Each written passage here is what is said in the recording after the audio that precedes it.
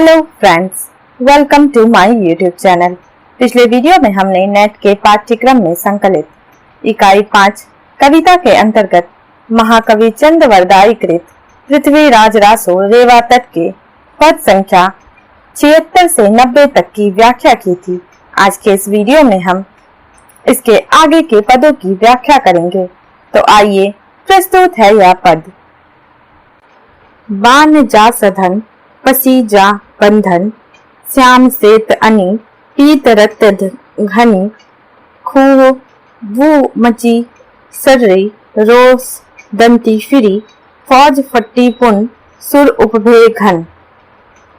लेहू लेहू करी लोह काढ़े अरी, कन्न जा संभरी पाई मंडे फिरी, वीर हक्के करी नेन स्त बड़ी, संड जा सोलिए वीर सा बोलिए, वीर बज्जे धुर दंती कट्टे छुर, झाड़ संकोरिए फौज विफोरिए, दंती रुद्धि पड़े अग्ग फूल झड़े, हेम पत्रांजिय जावक ढारिए, आनन हंकय अंग जा नंचय। सत्य सामत्तय बान सापथ्य, फौज दौ फटी जानी जुनी टटी। सधन अर्थात संधानना अर्थात बाण को धनुष पर चढ़ाना, पंछी पक्षी, बंधन जाल या बंधे हुए, श्वेत श्वेत या सफेद, पीतरत पीला और लाल, फौज फटी पुन फौज फट गई, उपभे उपस्थित, सुर उपभे घन सुर घने उपस्थित हुए अर्थात योद्धागण झुंडों में खड़े हो गए। लेहू लेहू करी हाथियों को ले लो पकड़ो पकड़ो या लो करने लगे। लोह काढ़े अरी, शत्रु ने तलवारें खींच ली या शत्रु के विपक्ष में तलवारें खींच गई। कन्न पृथ्वीराज के चाचा, कन्न जा संभरी पाई मंडे फिरी, कन्न अपना धनुष संभाले हुए पैर अस्थिर करने लगे अर्थात इधर उधर दौड़ने लगे। जा प्रत्यंचा हक्के चिल्लाना, नेन नयन या नेत्र, रक्तबरी रक्तवर्ण होना, खंड सीधी दुधारी तलवार, सा अर्थात समान, वीर सा बोलिए अर्थात वे वीरों के समान बोलने लगे। वीर बज्जे धुर, वीर क्रूरता पूर्वक लड़ने लगे। दंती कटते छुड़, हाथियों को छुड़ो तलवारों से काट दिया। झाड़ संकोरिए अर्थात इधर उधर से वार करके। विफोड़िए फोड़ना, फौज विफोड़िए फौज को छितरा दिया। रुद्धि पड़े अवरुद्ध हो गए। अग्ग फूल झड़े अर्थात आगे आग के फूल या शोले झाड़े डाले गए। हेम सोना, पन्नाड़िए अर्थात पनाड़ियों से जावक ढारिए जालता डाला गया। आनन हंकय मुख चिल्लाए, अंग शरीर, अंग जा नंचय कमबंद नाचने लगे। सत्य सामंतय, 7 सामंतों ने। बाण जाल या चटाई, बाण सापथ्य सा के पथ को रोक सी बनकर रोका। सा अर्थात वह, पथ्य मार्ग। फौज दो फटी अर्थात दोनों फौजें अलग अलग हो गई। जानी जूनी टटी अर्थात टट्टी अजी हुई जानकर। धनुष में प्रत्यंचा पर संधाने हुए बाण जाल में फंसे हुए पक्षियों सदृश लगते थे। काली और सफेद श्वेत सेनाएं थी तथा पीले व लाल रंग की भरमार थी। काली पोशाक यवनों की, सफेद क्षत्रियों की तथा लाल पीला रंग रक्त व मांस का जान पड़ता है। घोर कोलाहल मचने लगा। गोरी के हाथी क्रोधित होकर इधर उधर दौड़ने लगे, जिसके कारण फौजें फट गई और सूरवीर स्थान स्थान पर झुंडों में खड़े हो गए। पकड़ो पकड़ो की पुकार मच गई और तलवारें निकल आई। यह देखकर कन्या अपने धनुष की प्रत्यंचा संभालकर इधर उधर दौड़ने लगे। वीर गरजे और उनके नेत्र रक्त वर्ण हो गए। खाड़े निकल आए और सैनिक गण वीरों के समान बोलने लगे तथा क्रूरता पूर्वक लड़ने लगे। तलवारों के इधर उधर वार पड़ने से हाथी घायल हो गए तथा फौज छितरा गई। अंत में हाथी अवरुद्ध हो गए।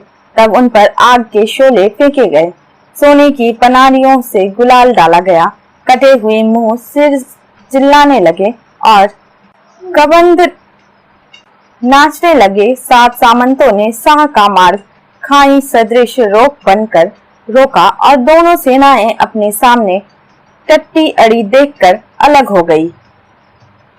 सोलंकी माधव नरिंद सान सिलची मुसलग्गा सुबर वीर रसवीर वीर बीरा रसपग्गा दुअन बुद्ध जुद तेग दुहु हथन उपभारिये तेग तिट्टी चालुक बत्थ परी कढ़ी कटारिये अग अग रुकी ठिल्ले बलन अधम युद्ध लगे लरन सारंग बंध घन घाव परी गोरी वैद दिन नौ मरन।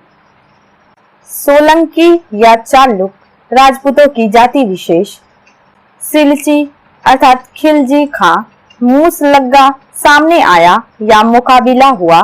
सुबर वीर रसवीर सुबट वीर रस में तो वीर थे ही, वीर वीरा रस पग्गा वीर वीर रस में पग गए।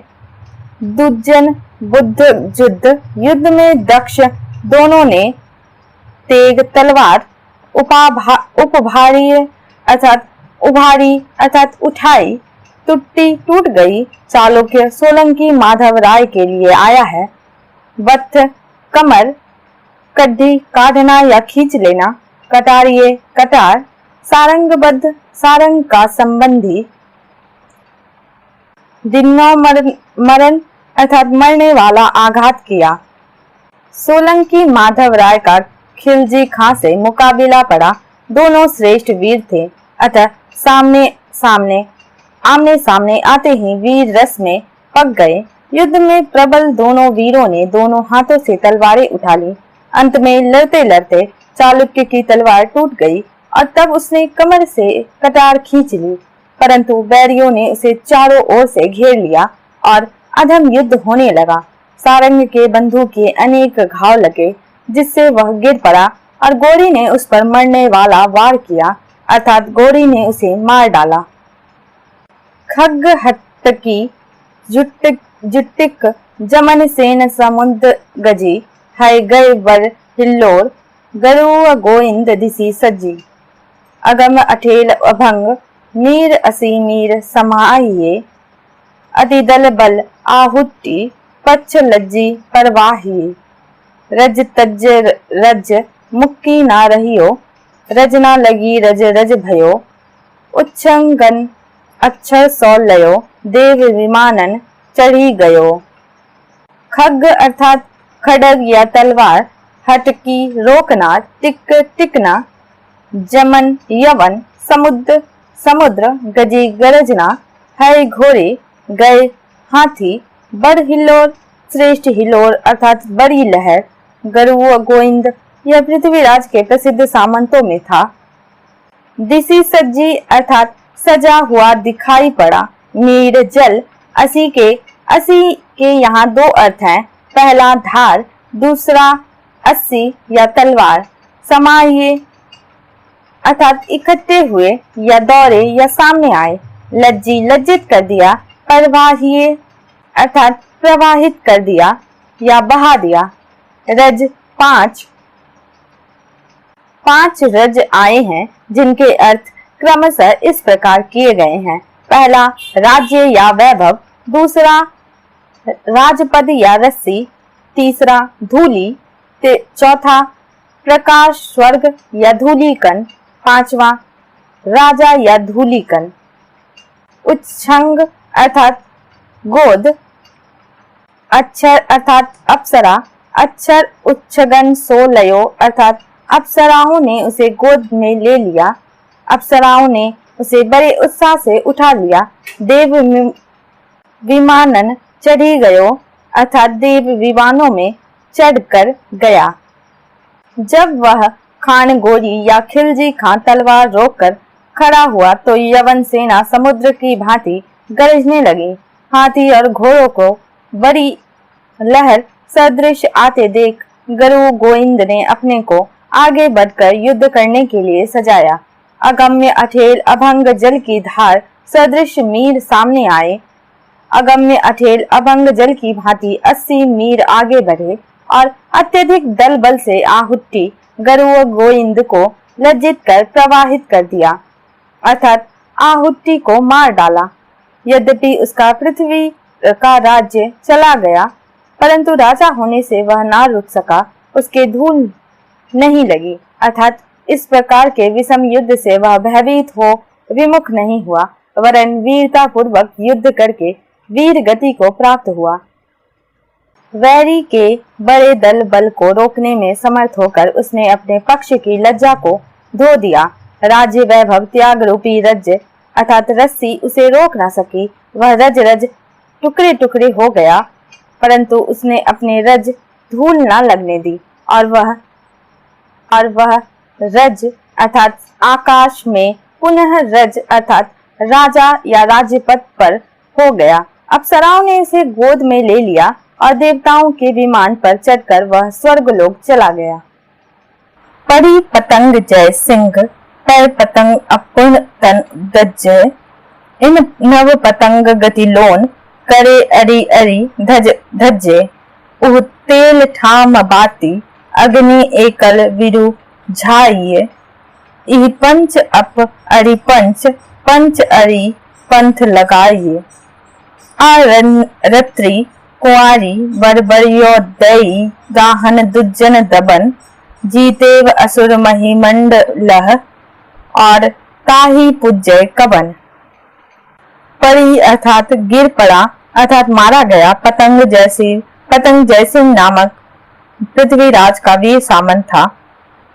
पतंग पतिंगा अपुण्य तन अर्थात अपना शरीर, दज्जे अर्थात जलाना, नव नया, पतंग सूर्य गति में लीन होकर, ठाम अर्थात स्थान, तेल ठाम तेल का स्थान अर्थात दीपक, वाती बत्ती, अग्नि अर्थात अग्नि अर्थात जुगनू,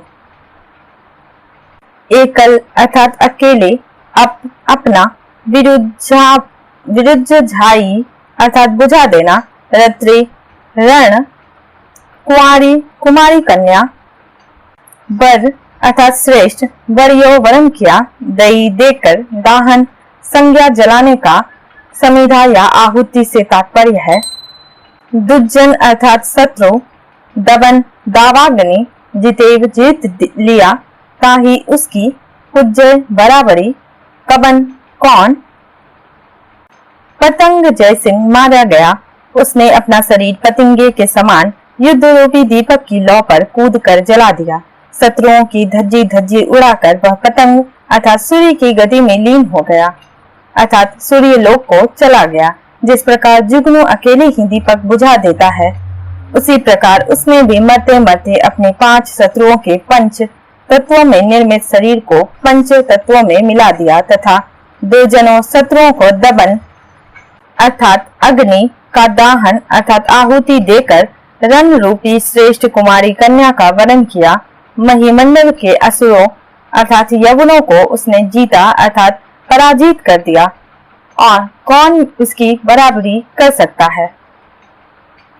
रूपो वीर पुंडीर फिरी पार सुल्तानी, शस्त्र वीर चमकत तेज आरोही सिर ठानी, टोप औप टूटी गिरज सार सारह जरी भारे, मिली नक्षत्र रोहिणी शीस शशि उड़गन चारे, उठी परत भीरत भंजत आरिन, जय जय जय सुरलोक हुआ, उठियो कमंध पल पंच चव, कौन भाई कंपो धुआ।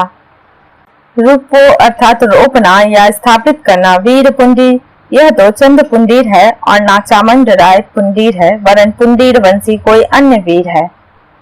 फिरी अर्थात घूमी, पारस चारों ओर, तेज अर्थात तेज, आरोही आरोह उठाना, औप अर्थात प्रकाश, सार सारह टुकड़े टुकड़े, मिली मिलने पर, नक्षत्र रोहिणी रोहिणी नक्षत्र, शशि शशि अर्थात चंद्रमा, उड़गन तारे, कमंद धर पंच पांच चव चार पल पंच चव चार पांच पल तक कौन कौन भाई भाई कंपा हिलाना या कंपाना उठियो उठा रहा अर्थात खड़ा रहा जरी जरना मारना भारे भाले या बरछे जरी भाले भाले जरकर या मारकर तेज आभा या प्रकाश।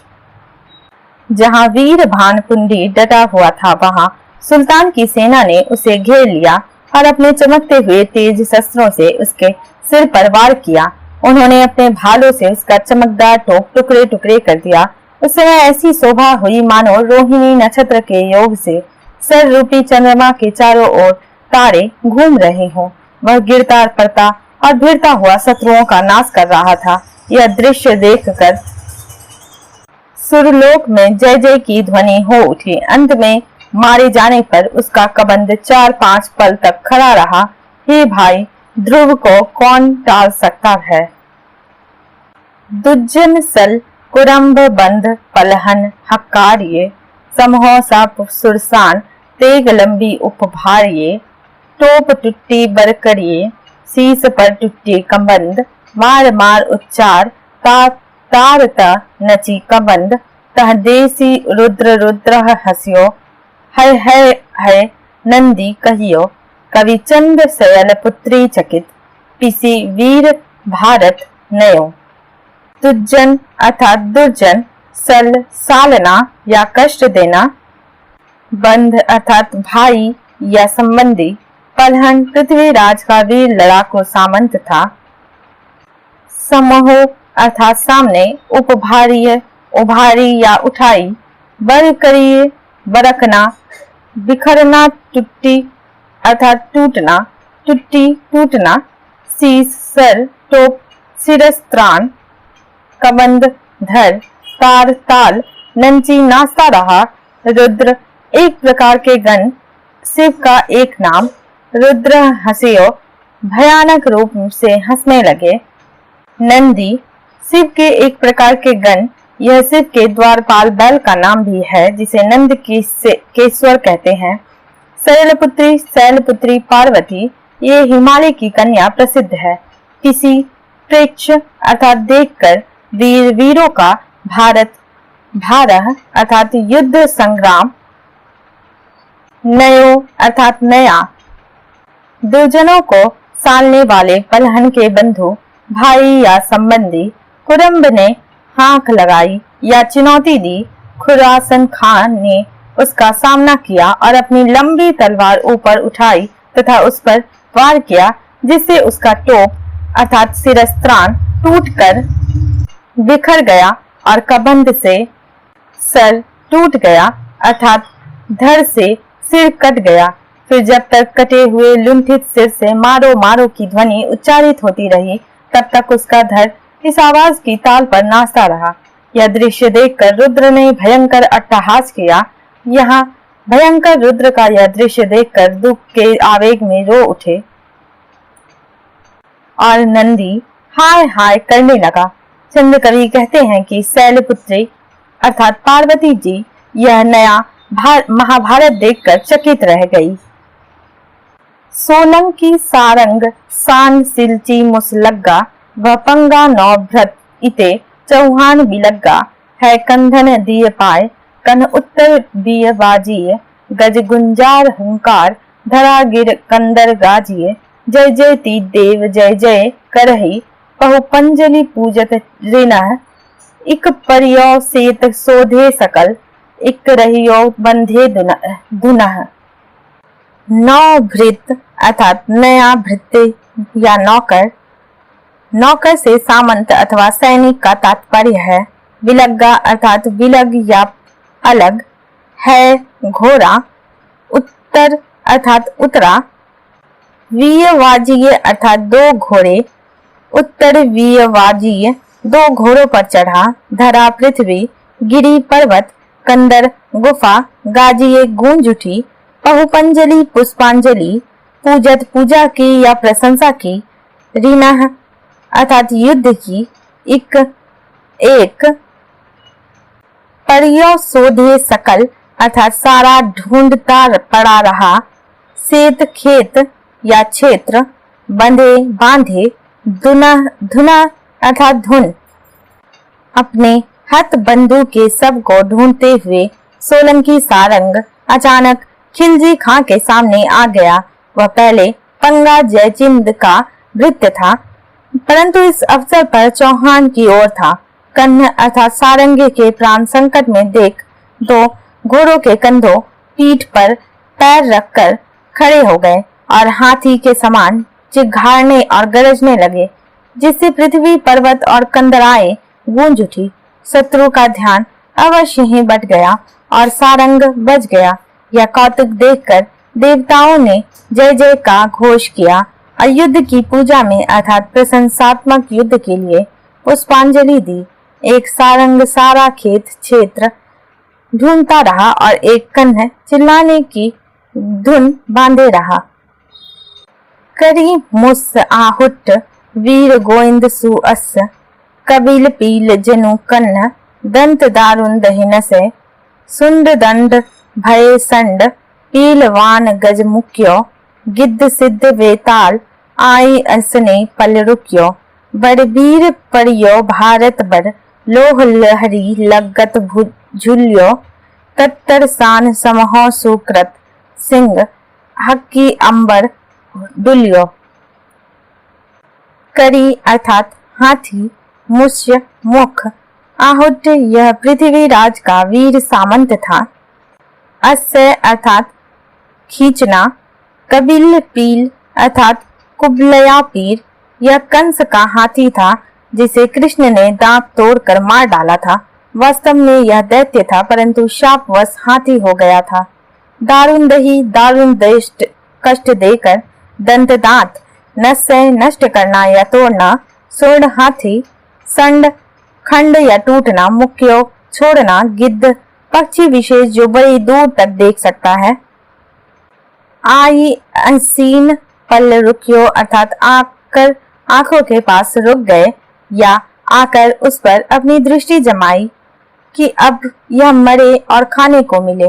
लोह अर्थात तलवार, लहरी लहर, लगत लगने से, झुलियो झूल गया था अर्थात स्थान स्थान पर घाव लगने से झंझरी हो गया था।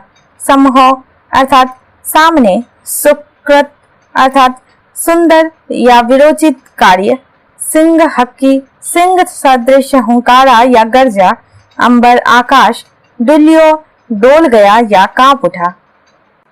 वीर गोविंद के संबंधी आहुट ने एक हाथी की सूंड वैसे ही पकड़कर खींची। अक्षय वीर गोविंद के संबंधी ने एक हाथी की सूंड वैसे ही आहुट ऐंठ दी जैसे कृष्ण ने कुबलया पीर के भयानक दांत तोड़े थे। सुंड के दांत टूट जाने पर पीलवान ने उसे छोड़ दिया तथा गिद्धों सिद्धों और बेतालों ने आकर उस पर दृष्टि जमाई, परंतु इस वीर युद्ध में श्रेष्ठ योद्धा कनक आहुट गिर पड़ा। तलवारों के बारों से वह झंझरी हो गया था। तातार खां के सामने उसने अपनी वीरता दिखाई थी और इसका सिंह सदृश गर्जन सुनकर आकाश भी कांप उठता था।